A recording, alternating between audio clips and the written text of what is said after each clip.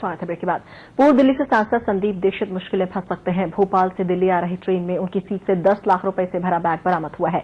ये बैग एक सफाई कर्मी को मिला, जिसने पुलिस को ये सौंप दिया। जांच के बाद मालूम चला कि ये सीट कांग्रेस सांसद संदीप दीक्षित की थी। इसके बाद संदीप दीक्षित को इसकी जानकारी दी गई।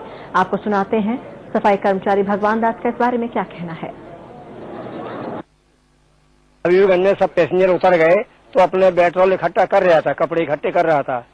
तो कपड़े इकट्ठे करता गया तो मुझे सीट ऊपर वाले बर्थ पर एक बैग रखा था। तो बैग मैंने देखा कि उसमें कोई वजन नहीं था, हल्का सा बैग था। मुझे एकदम से देखा उसमें, तो मैंने अपने मैकेनिक को बताया कि इसमें कुछ है। तो उसमें देखा तो उसमें हजार के नोटों की गड्डी दिखाई दी। तो मैं घबराया एकदम से। मैंने अपने मैकेनिक से कहा कि मुझे एक कैश ले चलो और मुझे ऑफिस में लेके चलो जल्दी। तो हमारा मैकेनिक हमको ऑफिस में लेके आया मैं कैश की। तो हमने बैग जमा करा दिया यहाँ। संदीप दीक्षित के मुताबिक ये बैग उनके दोस्त का है और उसमें रखे पैसे भी उनके ही हैं। लेकिन सवाल ये उठता है कि अगर ये बैग संदीप दीक्षित का नहीं बल्कि उनके दोस्त का है, तो फिर वो इसे क्यों भोपाल से दिल्ली ला रहे थे।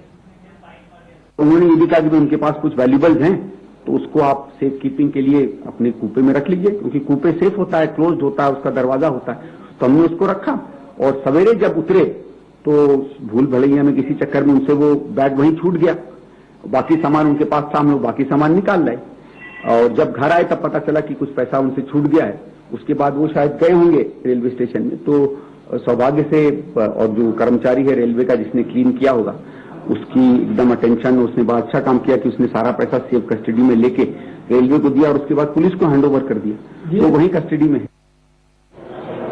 और इस बारे में संदीप दीक्षित के दोस्त जयेश माथुर का क्या कहना है, आइए भी सुनते हैं।